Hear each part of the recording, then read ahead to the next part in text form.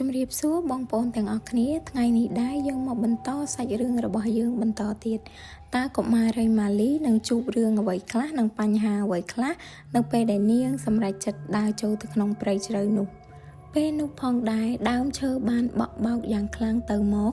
ម៉ាលីបានងើយមើលទៅខាងលើនាងបានឃើញមេធ្មប់កំពុងហោះកាត់ព្រៃជាមួយនឹងអំបោះវេទមន្តរបស់នាងម៉ាលីបានដើរតាមមេធ្មប់នោះទៅកាន់ខ្ទមដ៏ចម្លែកមួយខ្ទមនោះបានរត់ជុំវិញម៉ាលីហើយព្រិចភ្នែកដាក់ម៉ាលីដោយភ្នែកនោះដូចជាបង្អួចផ្ទះអញ្ចឹងមេធ្មប់បានឈរនៅមុខខ្ទមរបស់នាងហើយច្រៀងថាខ្ទមវេទមន្តខ្ទមវេទមន្តងាកមកវិញបត់ជើងរបស់អ្នកហើយប៉ះផ្ទាល់នឹងដី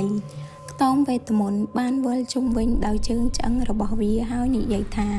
ខ្ញុំអាចរាំខ្ញុំអាចមើលឃើញក្មេងស្រីតូចម្នាក់នៅពីមុខខ្ញុំបន្ទាប់មកមេធ្មប់បានងាកទៅឃើញក្មេងស្រីតូចម្នាក់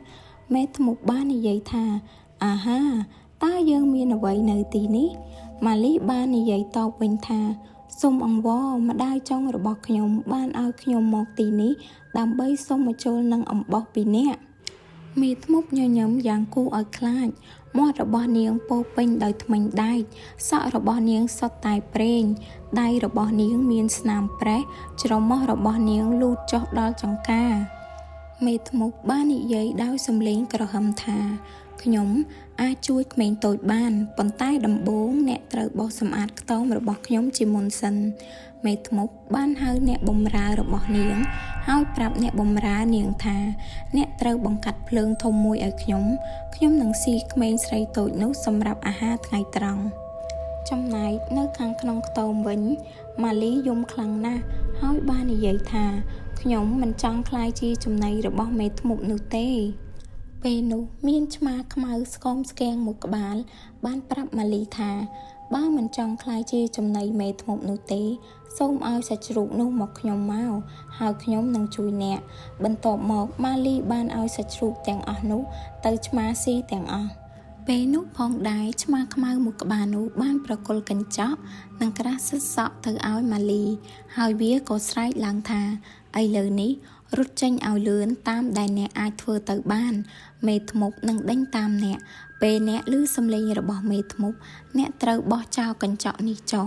បើសិនមេធ្មប់នៅតែបន្តតាមអ្នកចូលអ្នកបោះចោលក្រាស់សិតសក់នេះចុះម៉ាលីបានយកកញ្ចក់និងក្រាស់សិតសក់ហើយរត់ចេញទៅខាងក្រៅយ៉ាងលឿនពេលដែលម៉ាលីបានរត់ចេញមកខាងក្រៅនាងបានឃើញឆ្កែធំខ្មៅរបស់មេធ្មប់កំពុងរងចាំនាងវាបានក្រហមហើយវាបានបញ្ចេញចង្កូមដ៏មុតស្រួចរបស់វាហើយម៉ាលីបានបោះនំប៉័ងទៅឲ្យវាបានស៊ីនំប៉័ងនោះរួចវានិយាយថារត់បន្តកុំឈប់ពេលនោះផងដែរមេធ្មប់បានត្រឡប់មកវិញហើយសួរម៉ាលីថាតើអ្នកកំពុងបោះសម្អាតមែនទេក្មេងស្រីតូចឆ្មាខ្មៅបានតបវិញថាចាខ្ញុំកំពុងតែបោះសម្អាតហើយមេធ្មប់នោះបានលោតចូលទៅក្នុងខ្ទមរបស់នាងនិងស្រែកដាក់ឆ្មារបស់នាងថាតើក្មេងស្រីនោះនៅឯណាហើយអ្វីបានជាអ្នកជួយនាងឆ្មាខ្មៅបានតបវិញថា